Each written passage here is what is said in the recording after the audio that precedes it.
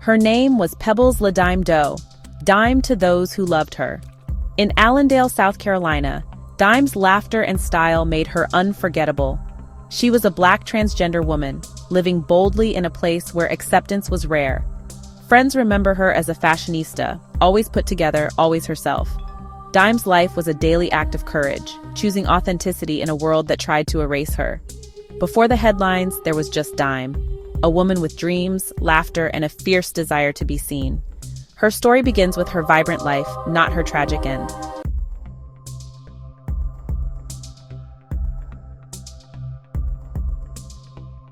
So much of Dime's story is missing, lost to silence, erased by systems that refuse to see her. Official records misgendered her, family histories left her out. We have only fragments, memories, legal documents, and the gaps in between. This void is not a mistake. It's a tribute to the unwritten chapters of her life and so many others. The blank spaces remind us her story, like so many transgender lives, is incomplete by design. We must sit with that absence, honoring what we'll never know. In telling Dime's story, we remember all the voices left unheard.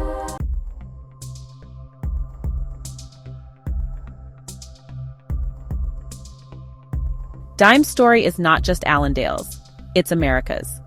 Her murder in 2019 was part of a national crisis of violence against Black transgender women. Her case made history. For the first time, the federal hate crime law was used to convict someone for targeting a victim's gender identity. This legal victory was hard-won, a message that violence against transgender people is a hate crime. Dime's story forced a reckoning, exposing the dangers and demanding change. Her name became a rallying cry for justice and equality. To forget her is to be complicit. Her life and death demand that we build a safer, more just world.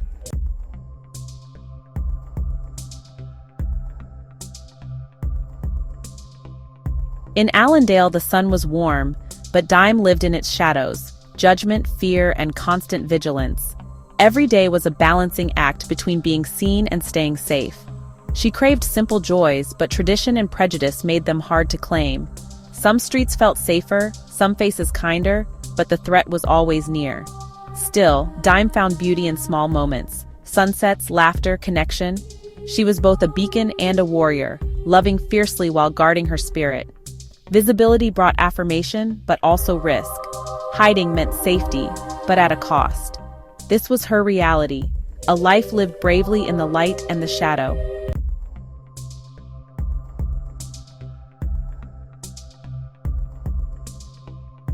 When the world was cold, Dime created her own warmth, a chosen family. Friends, allies, and fellow LGBTQ+ people became her lifeline. In their company, she could be herself, laugh freely, and dream. This community was built on love, resilience, and mutual support. Dime was its heart, lifting others, making them feel seen, and offering unwavering loyalty. Her home was a sanctuary, her friendships acts of resistance. In these bonds, she found strength and joy, proof that she belonged. Dime's chosen family was her greatest triumph, a declaration that she was loved and she mattered.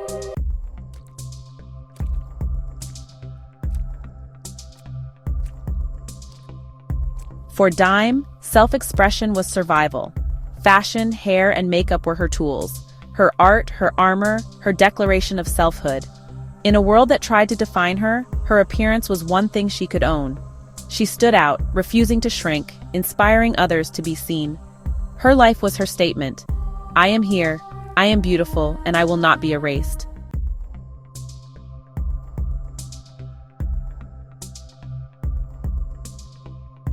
Like anyone else, Dime longed for love and intimacy. She wanted a partner who would see her, cherish her, and share a life with her. In the digital age, she, like many others, turned to online dating sites and social media to connect with people. These platforms offered a way to meet others outside of her immediate and sometimes judgmental social circle in Allendale. They provided a space where she could be upfront about her identity and seek out men who were accepting and interested in her for who she was. For a time, these connections brought excitement and the promise of romance into her life. They offered a glimpse of the normal, loving relationship she so deeply desired. However, for a Black transgender woman in the South, The pursuit of love was fraught with unique and significant dangers. The very platforms that offered connection also exposed her to a world of risk. The anonymity of the internet could be a shield for those with malicious intent.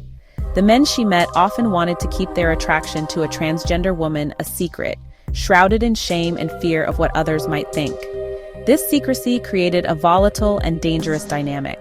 It placed Dime in a vulnerable position where her partner's internal conflicts and societal stigma could easily curdle into aggression and violence. Her desire for love was twisted into a liability by a transphobic and homophobic society. This dynamic is a tragic and common story within the transgender community. The men who are attracted to trans women are often the same men who are terrified of being associated with them publicly. This fear can manifest in terrible ways.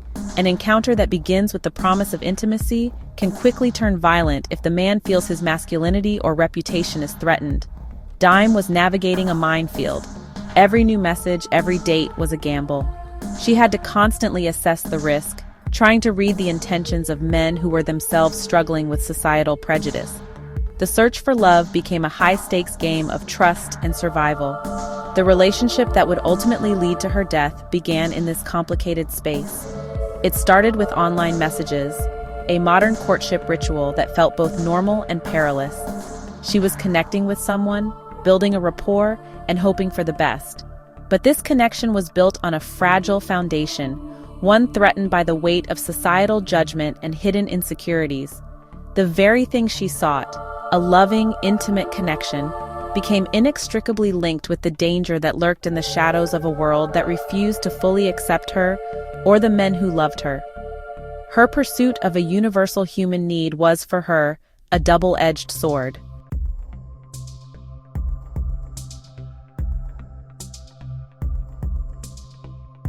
Life in a small town like Allendale means that everyone knows your business, or at least they think they do. For Dime, this was a constant source of pressure. Her life was public in a way that was both intimate and invasive. She was a known figure, a personality that stood out. People talked. The whispers followed her as she walked down the street, as she shopped for groceries, as she lived her life. Some whispers were born of simple curiosity, the kind that naturally arises in a place where everyone knows everyone. But others were laced with judgment, misinformation, and malice. Rumors spread easily, twisting the truth of her life into a distorted caricature that suited people's prejudices. This constant scrutiny was a heavy burden to bear. Dime had to navigate a social landscape where her every move was being watched and interpreted, often incorrectly. She had to be mindful of who she was seen with, where she went, and how she presented herself, knowing that it would all become fodder for the town's rumor mill. This lack of privacy was suffocating. It denied her the freedom to make mistakes, to be vulnerable, or to simply be without feeling the weight of 1,000 eyes upon her. The whispers were a constant reminder that she was seen as different, an object of fascination and speculation, rather than simply a neighbor and a fellow human being. Despite the negative side of this small-town dynamic, there were also pockets of genuine support. Not all the whispers were malicious.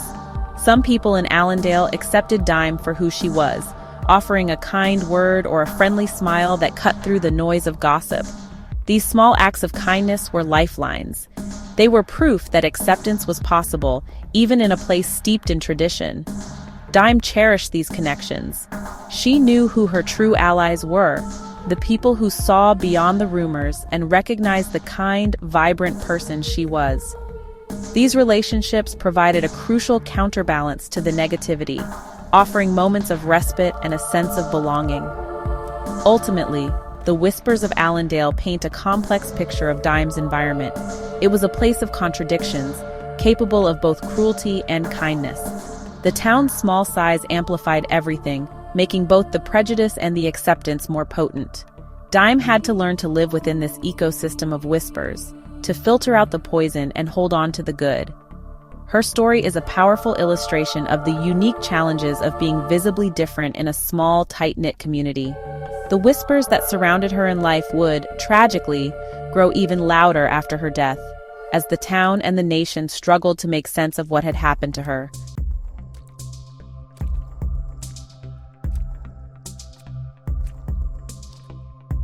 Dime's final days began with a flicker of her phone and a message from Dakwa Lamik Ritter, a man she met online seeking connection. Their conversations offered hope, but Ritter hid a darkness shaped by society's transphobia. On August 4, 2019, Dime stepped from digital safety into real-world risk, trusting in possibility. That meeting, born of prejudice and secrecy, would end in tragedy, leaving a community shattered.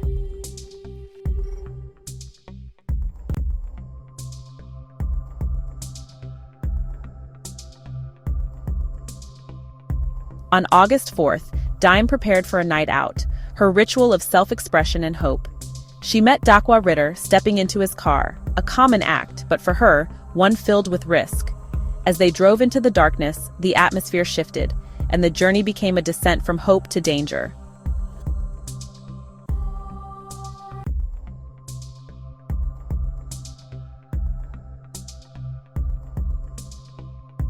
On a lonely rural road, Dakwa Ritter's shame and hatred turned deadly.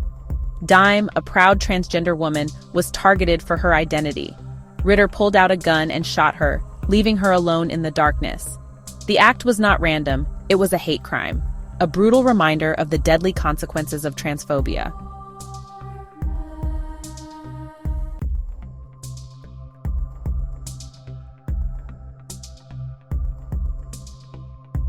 As the sun rose on the morning of August 4, 2019, its light spread across the fields and forests of Allendale County, revealing the secret the darkness had held. A person driving down a remote dirt road, likely a local resident on their way to work or tending to their land, came upon a sight that would forever be seared into their memory. There, on the side of the road, was a body. The stillness and the unnatural position would have immediately signaled that something was terribly wrong. The quiet of the rural morning was shattered by this grim and shocking discovery. The driver's first act was to call for help, to notify the authorities that a tragedy had occurred in this isolated corner of the county. The first responders to arrive were deputies from the Allendale County Sheriff's Office. They secured the area, the flashing lights of their patrol cars a stark intrusion on the peaceful rural landscape. The scene they encountered was one of profound violence. The body, later to be identified as Dime Doe, bore the clear signs of a brutal murder. The deputies began the painstaking process of documenting the scene, their movements careful and deliberate. They cordoned off the area with yellow tape, transforming this quiet stretch of road into an active crime scene. The initial assessment was clear. This was not an accident. This was a homicide. The news of a body being found began to spread through the small community, first as whispers and then as panicked phone calls. In a town like Allendale, such news travels fast. But at this early stage, the victim was a Jane Doe. No one knew who she was. The initial reports were sparse on details, leaving friends and family unaware that the person they loved was the subject of this horrific discovery. While law enforcement worked the scene, collecting evidence and trying to piece together the first fragments of the puzzle, Dime's chosen family was just beginning to worry, wondering why she hadn't answered their calls or texts from the night before. The discovery on that lonely road marked the official beginning of the investigation into the murder of Pebbles Ladime Doe. It was the moment her private, personal tragedy became a public, legal matter. The scene itself held the first clues to what had happened: the location, the nature of the wounds, the lack of personal identification. Every detail was a silent witness to her final, terrifying moments. The sun had risen on a new day, but for those who knew and loved Dime, it was the dawn of a long and painful nightmare, one that started with the grim discovery of a life taken far too soon.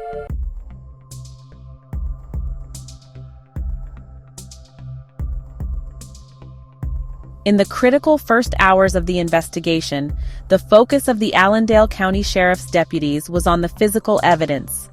The crime scene was a canvas of clues, and their job was to read the story it told. They meticulously photographed the area, documenting the position of the body, the location of shell casings, and any tire tracks left in the soft dirt. Each piece of evidence was a potential link to the killer. The remoteness of the location suggested a deliberate act. The killer had chosen this spot for its isolation, to avoid witnesses. The investigators knew they were dealing with someone who had intended to commit murder and get away with it under the cover of darkness. A significant challenge emerged almost immediately. The victim had no identification on her. This lack of a name, a driver's license, or a wallet transformed the investigation from a straightforward homicide case into a more complex puzzle. Who was this person? Without an identity, it was impossible to notify next of kin, and more importantly, it was incredibly difficult to start building a timeline of her last known movements or to identify potential suspects. The victim was, for these crucial initial hours, a ghost. This anonymity created a frustrating silence at the heart of the investigation, a void that needed to be filled before any real progress could be made. The process of identification began. Investigators would have taken fingerprints and photographs of the victim, hoping to find a match in law enforcement databases. They would also have released a general description to the public, a Jane Doe alert, asking for help from anyone who might be missing a loved one. This part of the process is always fraught with a sense of urgency. Every hour that passed without a name was an hour the killer had to get further away, to destroy evidence, and to solidify their alibi. The silence surrounding the victim's identity was the killer's best friend and the investigator's greatest enemy. Meanwhile, the lack of official news created a vacuum that was quickly filled with rumor and speculation throughout Allendale. The news of a body found on a back road was unsettling for the entire community. People wondered if it was someone they knew, if the killer was local, if they were safe. For law enforcement, managing this public anxiety while trying to conduct a thorough and confidential investigation was a difficult balancing act. The first hours were a race against time, a desperate effort to break the silence, to give the victim her name back, and to begin the long, arduous journey toward finding the person responsible for this brutal crime.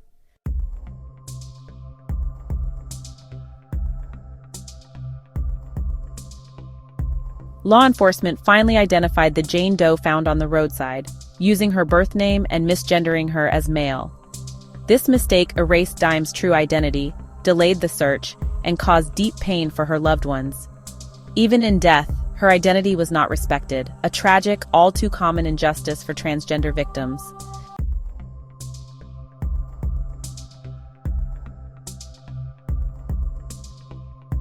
When Dime was misgendered by authorities, her friends refused to let her be erased.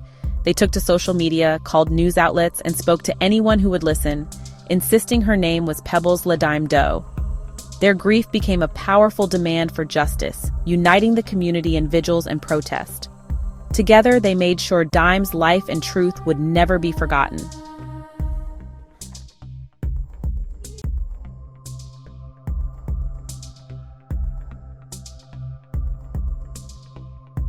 Dime's community in South Carolina mourned, but their outrage quickly spread. Social media and advocacy groups amplified her story, turning a local tragedy into a national call for justice. Dime's name joined a growing list of Black transgender women lost to violence, sparking national scrutiny and support. Her story became a symbol, fueling a movement demanding change.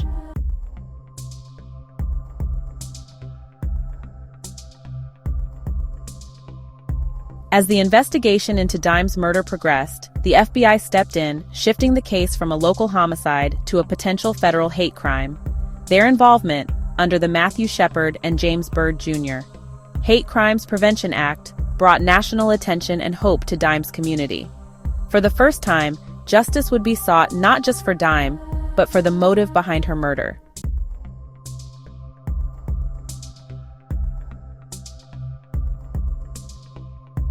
The Department of Justice's decision to prosecute Daquah Ritter under the Hate Crimes Prevention Act made Dime's case historic. This was the first federal hate crime trial based on gender identity. The outcome would set a precedent, offering hope to the transgender community and showing the law's power, or its limits, in protecting them. The trial became a form of public education, forcing the nation to confront transphobia and hate-motivated violence. The weight of Dime's story was now in the jury's hands, their verdict echoing far beyond the courtroom.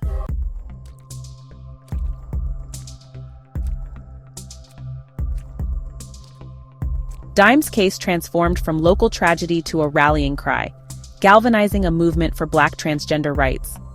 Her story inspired rallies, advocacy, and systemic change, highlighting the need for respect and justice. The movement's strength endures, honoring Dime's legacy and fueling hope for a safer, more just world for all transgender people.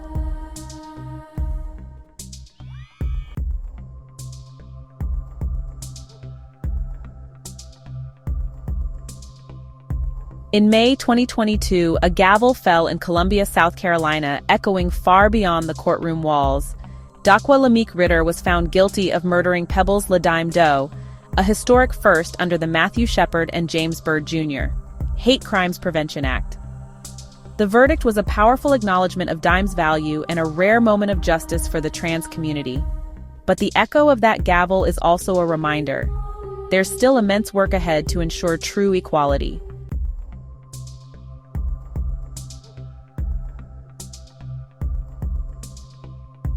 Remembering Pebbles Ladime Doe is an act of resistance, a refusal to let her become just a statistic or a footnote. We honor her vibrant spirit, her love of fashion, her laughter, and the family she built from friendship. Remembrance is how we fight erasure and insist on her humanity. By telling her story, we challenge hate and build a world where every transgender life is valued.